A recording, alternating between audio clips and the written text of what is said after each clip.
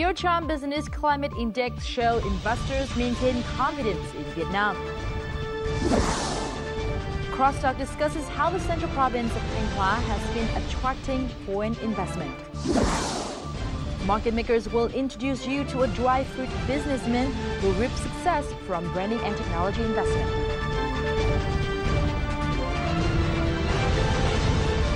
Hello, I'm Linh Hương from Hanoi, and those are the headlines for this week's Bizline. Topic of this episode is Thanh Hóa province experience of attracting foreign investment. But before we get to that, let's take a look at several highlights from last week.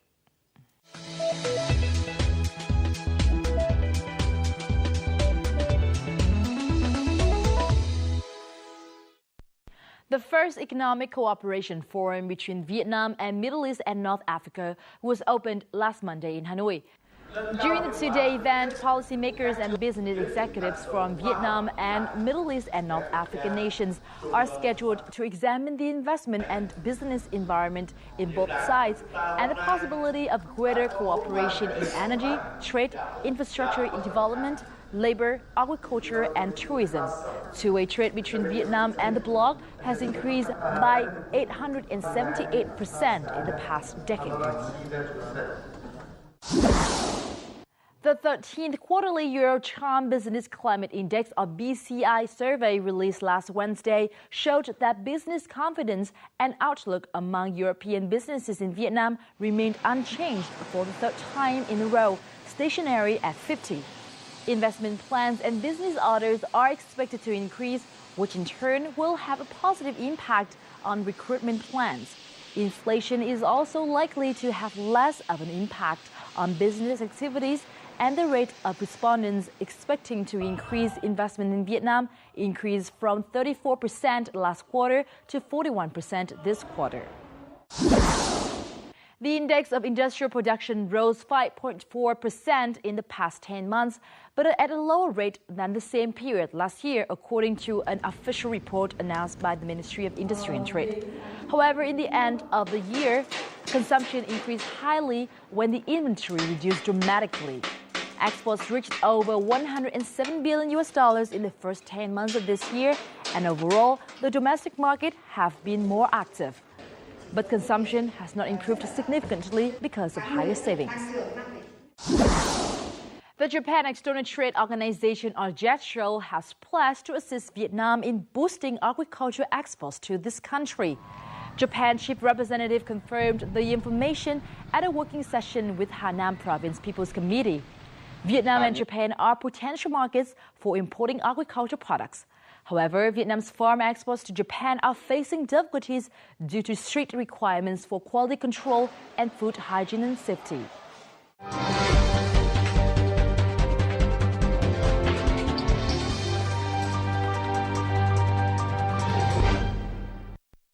Authorities in Thanh Hóa are focusing on attracting investment as the main goal of their socio-economic development strategy. Over the past few years, they have spared no efforts to achieve that goal.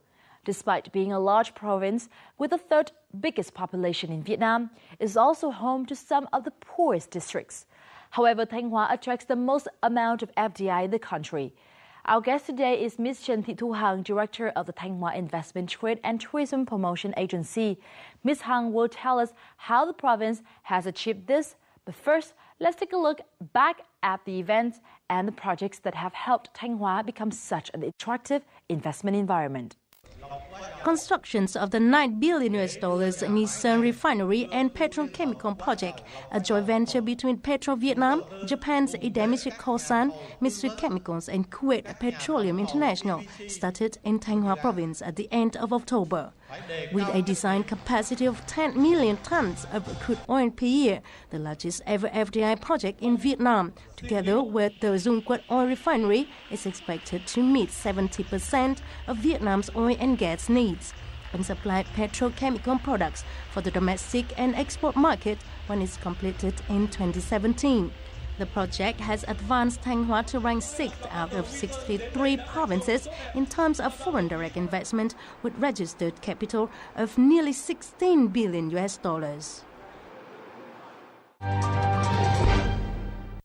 Xin chào bà. Cảm ơn bà đã tham gia chương trình này của chúng tôi. Tỉnh Thanh Hóa trong thời gian vừa qua đã và đang dẫn đầu trong cả nước về thu hút đầu tư nước ngoài FDI. Và vừa rồi cuối tháng 10 thì cũng đã có khởi công một cái dự án liên hợp lọc hóa dầu Nghi Sơn tại tỉnh Thanh Hóa.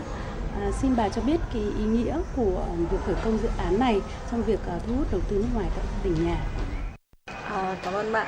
Vừa qua thì tỉnh Thanh Hóa đã có một sự kiện lớn, đấy là tổ chức khởi công cái dự án liên hợp lọc hóa dầu Nghi Sơn. Cái dự án này có thể nói là dự án lớn nhất của Việt Nam từ trước đến nay trong cái lĩnh vực về lọc hóa dầu. Và cái dự án này có vai trò rất là quan trọng đối với việc phát triển và bảo vệ cái ngành phát triển cái ngành năng lượng của Việt Nam. Thì đối với cái dự án này thì do những cái tập đoàn đa quốc gia đến từ các nước như là Nhật Bản và Kuwait cùng tham gia đầu tư. Cái việc mà các nhà đầu tư, các tập đoàn lớn nhất đến từ Nhật Bản và Kuwait đã lựa chọn địa điểm đầu tư đặt nhà máy tại Nghi Sơn, tỉnh Thanh Hóa cũng thể hiện được rằng tỉnh Thanh Hóa có đầy đủ các điều kiện để đáp ứng các yêu cầu của các nhà đầu tư, của các dự án lớn có quy mô tầm cỡ quốc tế. Thì điều đó một lần nữa khẳng định lại được cái vị thế và cái vai trò của tỉnh Thanh Hóa. Như vậy có thể thấy là dự án liên hợp và lọc hóa dầu Nghi Sơn thực sự là có ý nghĩa rất to lớn. Xin bà có thể giới thiệu một chút về các lợi thế và tiềm năng thu hút đầu tư nói chung của tỉnh Thanh Hóa. Trước hết đấy là về cái vị trí địa lý. Thì Thanh Hóa có một cái vị trí địa lý tương đối là thuận lợi, có các tuyến giao thông quan trọng nhất của quốc gia đều chạy qua, có những cái tuyến đường kết nối đến các nước khác như là nước Lào và khu vực Đông Bắc của Thái Lan. Thì ngoài ra nữa thì Thanh Hóa có cái khả năng mà kết nối giao thương được với các nước khác trong khu vực thông qua cái hệ thống cảng biển nước sâu tại khu kinh tế Nghi Sơn. Và thêm vào đó thì Thanh Hóa cũng có lợi thế về cái hạ tầng cơ sở, có sân bay để có thể kết nối đến các nước khác trong khu vực. Đấy là cái lợi thế thứ nhất. Về lợi thế thứ hai, đấy là cái lợi thế về cái điều kiện tự nhiên và cái nguồn tài nguyên thiên nhiên của tỉnh Thanh Hóa khá là phong phú. Về cái lợi thế thứ ba thì có thể nói rằng Thanh Hóa có lợi thế về cái nguồn nhân lực. Thì cho đến nay như bạn biết thì Thanh Hóa là xếp thứ 3 của cả nước sau Hà Nội và thành phố Hồ Chí Minh. Hiện tại thì tỉnh Thanh Hóa có cơ cấu dân số đang ở trong độ tuổi dân số vàng cũng giống như là cả đất nước Việt Nam nói chung, với số lượng lao động khoảng độ 2,1 triệu người. Thì thêm vào đó thì tỉnh Thanh Hóa có 3 trường đại học và có 6 trường cao đẳng, ngoài ra thì có đến 15 trường trung cấp dạy nghề khác nữa. Thì đây sẽ là một cái cơ sở rất là thuận lợi để chúng tôi có thể tập trung phát triển những cái ngành nghề công nghiệp sử dụng nhiều lao động cũng như là ngành nghề sử dụng hàm lượng trí tuệ cao. Thì đó là những cái lợi thế mà tôi nghĩ đó là mà tỉnh Thanh Hóa thực sự có lợi thế so sánh. At a forum on investment promotion in the Nghi Sơn Economic Zone and neighboring areas held at the end of October, the Thanh Hóa People's Committee granted investment licenses for new projects and approved investment cooperation agreements with registered capital of $4.7 billion. Foreign attendees spoke highly of the province's development potential. This area is very good area to import the ore materials. This time also our power plant, we import coal from the outside Vietnam. So we constructed a jetty also. Then areas, location-wise, this area is very much good for the economics and also industry areas. We realized that Thanh Hóa province has great potential for forestry and agriculture with large plantations of bamboo, rice, and especially sugarcane. We believe that with our know-how, we can help create jobs and add more value to forestry and agricultural production. This will serve Vietnam well in the future. We received lots of assistance from the Thanh Hóa Provincial Authority, which means we could recruit 3,000 workers within 3 months. This is very short time to recruit several thousand people here. That's because, firstly, Of course, there are abundant manpower here, but in the meantime, the relevant authority helped us a lot.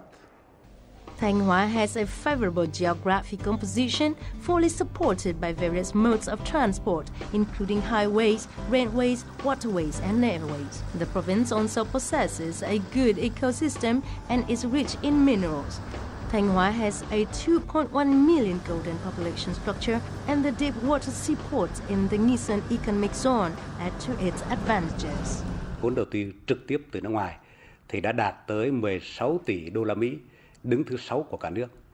Và với các cái nguồn vốn như trên đó, thì làm cho cái tốc độ tăng trưởng kinh tế của Thanh Hóa ở 2 năm gần đây thì liên tục là đạt trên 11% một năm.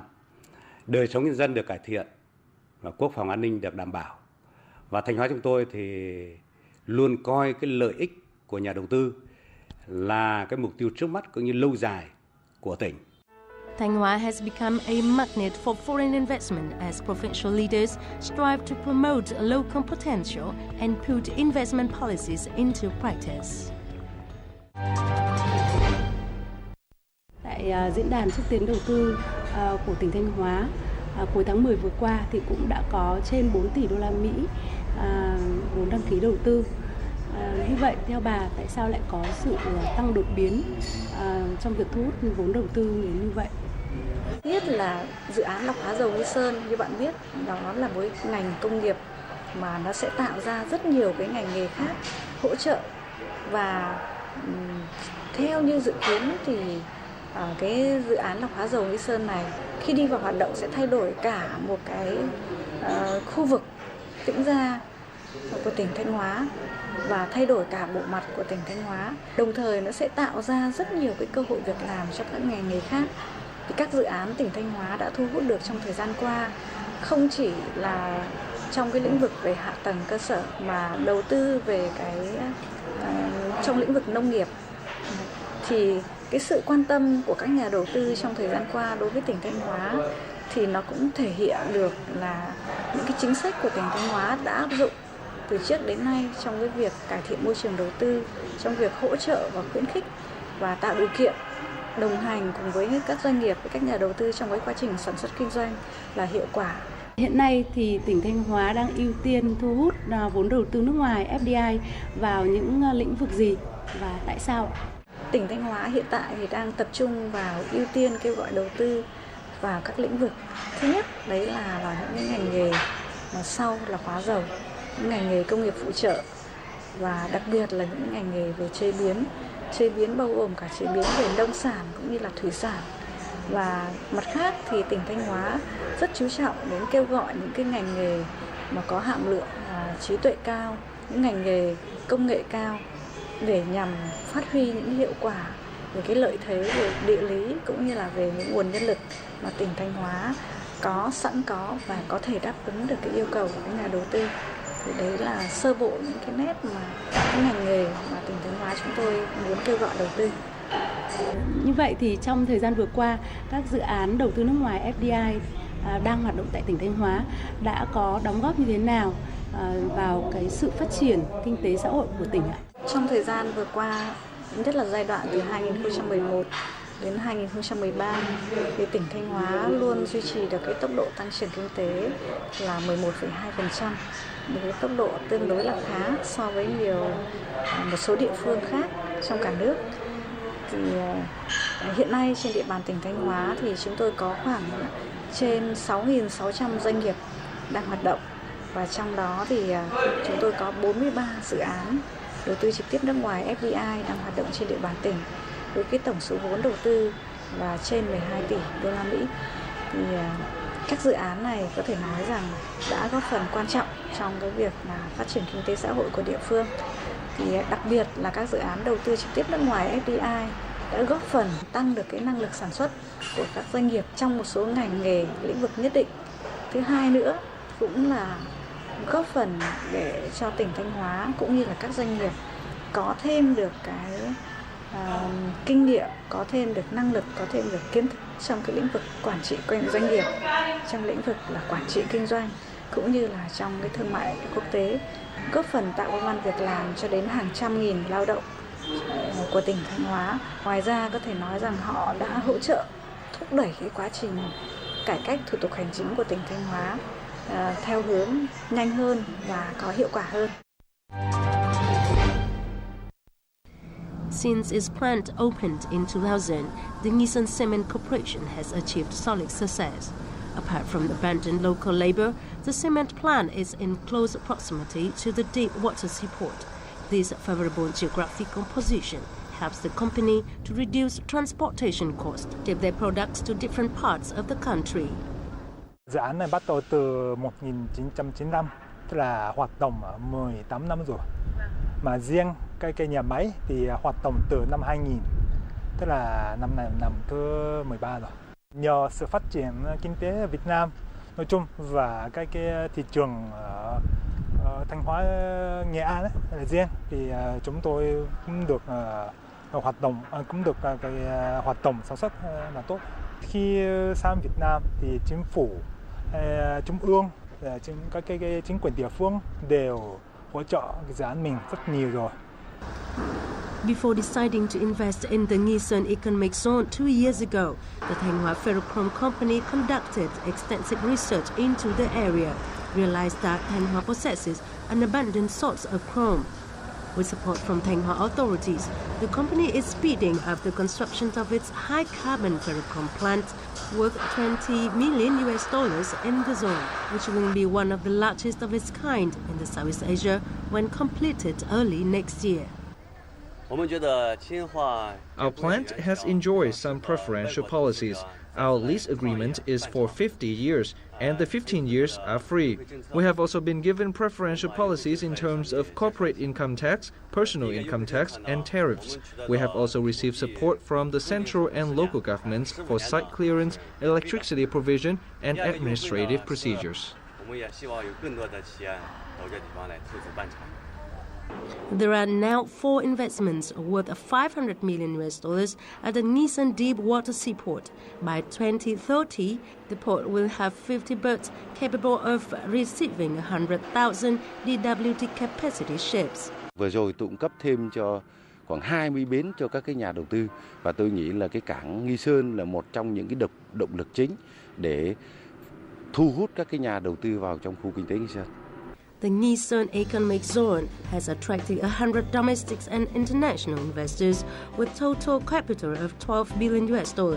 This is mainly due to preferential policies and sound investment in infrastructure, including the Nghi Sơn deep water seaport, the Thọ Xuân airport and highways that serve as an important gateway connecting Thanh Hóa to other parts of the country and the region that boosts the development of the province.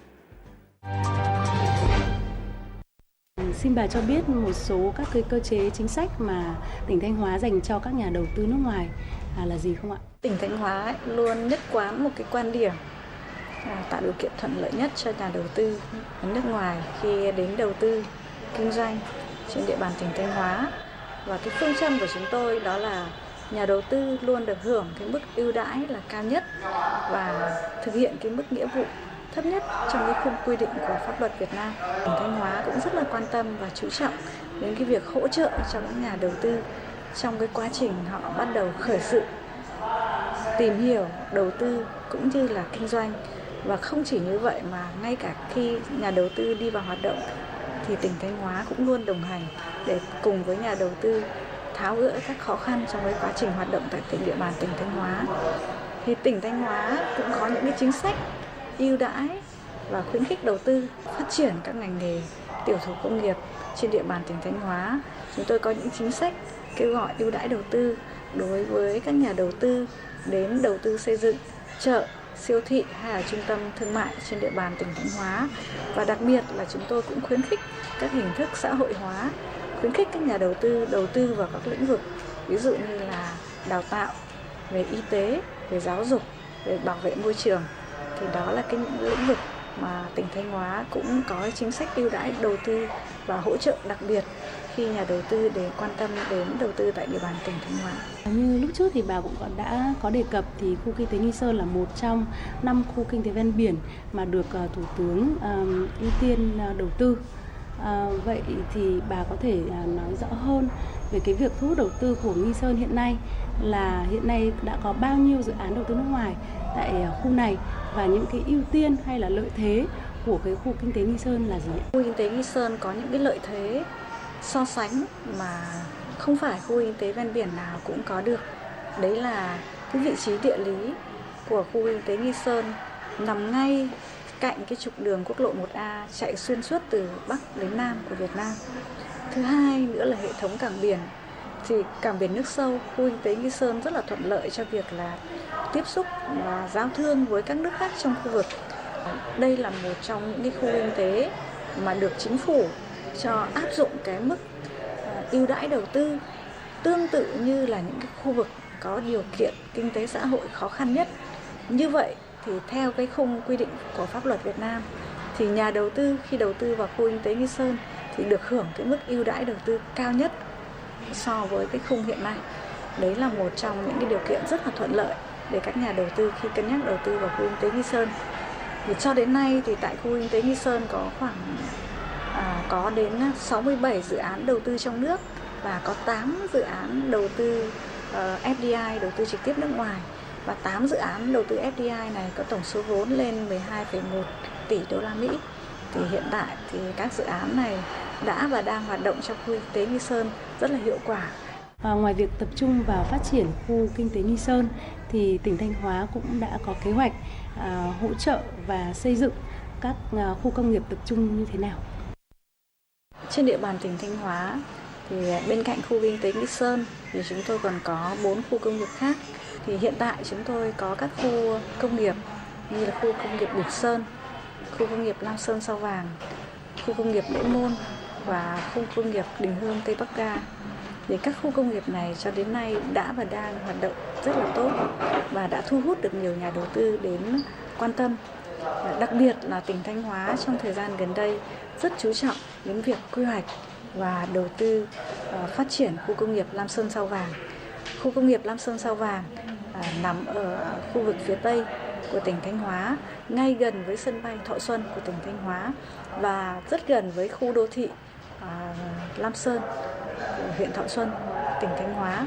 Thì khu công nghiệp Lam Sơn Sao Vàng hiện tại đang được tỉnh rà soát mở rộng về cái diện tích khu công nghiệp lên đến 2.000 ha và chúng tôi tập trung phát triển theo cái hướng là sẽ ưu tiên kết hợp phát triển cái khu công nghiệp Lam Sơn Sao Vàng thành một cái khu công nghiệp công nghệ cao, kết hợp với gắn liền với việc phát triển khu đô thị Lam Sơn Sao Vàng. Có thể thấy là Thanh Hóa có lợi thế rất lớn trong việc thu hút đầu tư nước ngoài.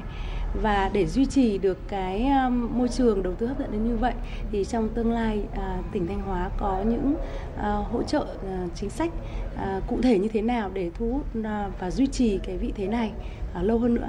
Theo tôi thì tỉnh Thanh Hóa trong thời gian tới sẽ tập trung vào một số cái công việc sau đây. Thứ nhất là tỉnh Thanh Hóa sẽ tiếp tục phát huy được các hiệu quả của các chính sách.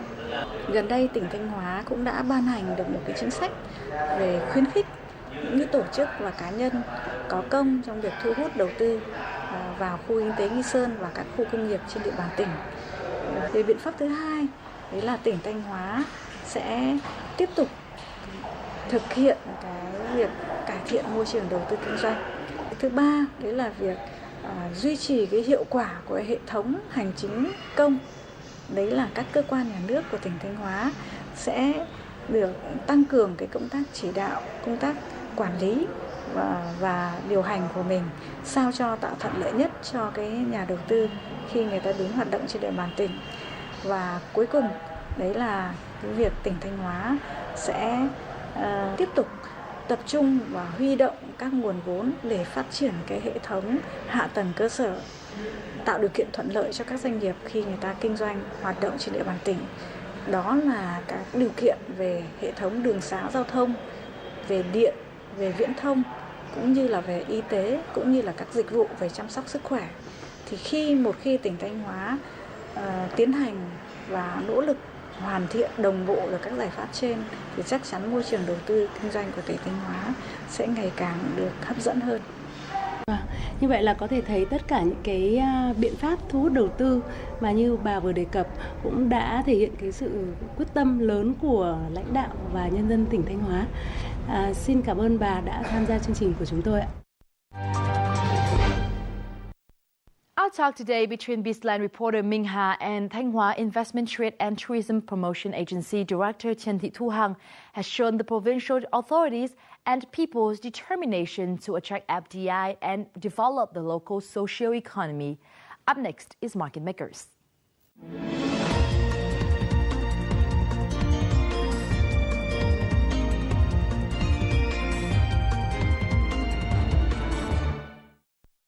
Omai salted or sugar dry fruit is one of Vietnamese specialties which has long been considered a traditional snack of local people. The process of making omai is often done by hand, which only achieves limited output. In our following report, let us meet a Hanoian businessman who has focused on investing in branding and processing line so as to develop his own brand of omai. Minh Hằng has the details.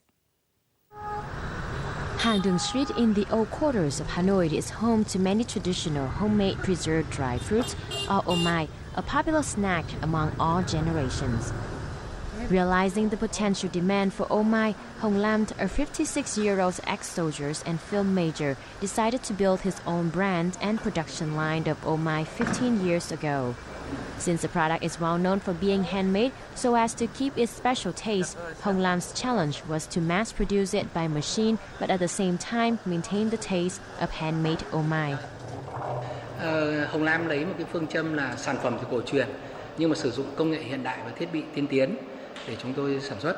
Vì vậy cho nên là những cái khâu nào mà có thể cơ giới hóa được thì chúng tôi sử dụng các cái thiết bị để thay cho sức lao động của người công nhân. Thế còn những cái thiết bị mà có thể sử dụng các công nghệ hiện đại như là các cái phương pháp nấu, các cái phương pháp sấy, các phương pháp mà gia công chế biến khác thì chúng tôi sử dụng các cái công nghệ ví dụ như là công nghệ thẩm thấu hay là chân không. Thế còn chúng tôi mặt khác để kiểm định các chất lượng thì chúng tôi sử dụng các cái phòng thí nghiệm để có thể đo được các chỉ số hoa lý, đo được các chỉ số vi sinh. Mặt khác chúng tôi kết hợp sử dụng một đội ngũ nghệ nhân để có thể sử dụng cái tinh tế của nghệ nhân khi mà tinh chế các sản phẩm cuối cùng. The problem with handmade productions is the reliance on fresh fruit, which is usually seasonal, but by using a machine-driven production line and know-how technology, sugared fruit can be kept in containers in which it can last for more than 6 months. As a result, omai, star fruit, apricots, tamarind, and other types can be enjoyed throughout the year. One of the products that require very specific processing and technology at the factory is the sweet and sour baby dragon melon. Sản phẩm số bao tử là một trong những sản phẩm tương đối đặc biệt và hiện tại thì cái thị trường rất thích, và cái điều quan trọng của số bao tử là chúng ta phải sản xuất từ quả tươi. Về cái thời gian mà giới hạn cho số bao tử mà làm tốt được ra sản phẩm mà mang tính giá trị riêng là tối đa là chỉ từ khi vặt khỏi cây đến lúc được bắt đầu vào chế biến thì là tối đa là 8 tiếng. Và ngoài cái thời gian này thì nó có thể ảnh hưởng đến chất lượng tương đối cao. Despite having no background in the food industry or business management, Lam was among the first entrepreneurs to think about establishing a brand name for his dry fruit. He invested in a logo, a slogan, and opened 15 branches in northern Hanoi and Haiphong cities in order to increase sales. Trên thực tế thì cái chuyện xây dựng thương hiệu Việt Nam ấy, nó mới cách đây không lâu. Vậy cho nên là khi mà tôi khởi động cái công ty của chúng tôi cách đây 15 năm thì bản thân tôi cũng còn thiếu nhiều hiểu biết cái lúc mà bắt đầu khởi động chuyện xây dựng. Thế và thứ hai nữa là các cái doanh nghiệp Việt Nam cũng như là cái thị trường Việt Nam thì cũng chưa có nhiều cái kiến thức cũng như là chưa có nhiều các nhà tư vấn về xây dựng thương hiệu. Còn đến bây giờ thì có khá nhiều các nhà tư vấn về xây dựng thương hiệu. Và vì vậy cho nên là cái khó khăn lớn nhất là cái phương pháp luận. After 15 years in operations, Lam's business now has more than 200 types of preserved dry fruit products being sold in 15 outlets and several supermarkets in Hanoi. When asked how to compete with other dry fruit products in the market, as well as foreign imports, Lam said that he is not just about competition, but more about providing cultural value and sharing for customers. Chúng tôi xác định là cái định vị là tinh hoa quả Việt Vì vậy cho nên là chúng tôi không cạnh tranh bằng các cái sản phẩm cụ thể, mà chúng tôi đưa ra các giải pháp quà. Vì vậy cho nên là ở trong xã hội Việt Nam ấy, người ta khi mà người ta có nhu cầu làm quà Việt thì người ta nhớ tới Hồng Lam. Vì vậy cho nên là chúng tôi gắn với một cái nền tảng cảm xúc xã hội, chứ không phải là gắn với một cái sản phẩm cụ thể nào tất cả. Vì vậy cho nên là chúng tôi có thể nói là chúng tôi cung cấp một giải pháp, một văn hóa dựa trên nền văn hóa ẩm thực Việt, dựa trên cái nhu cầu giao tiếp xã hội của các tầng lớp người Việt. Out of the 13 outlets now operating in Hanoi, the one on Hàng Đường Street is the most popular. Sau ở địa phương thì nghe tiếng bây giờ ra thử thì cảm giác là rất là tuyệt vời. Cảm giác là ăn vào nó như sản phẩm mình ăn này là số bao tử để ăn vào nó ngấm nó rất là chất ông mai, rất thích. Thường thì mình rất là thích mấy cái loại như là mơ hoặc là nho ấy, thì ở đây cũng thấy là rất là ngon và cũng bảo đảm về các cái tiêu chí về an toàn hiện nay ấy, thì mình cũng muốn mua ở đây hơn. Despite recognizing the demand for preserved dry fruit in foreign markets, Lam decided not to export his products.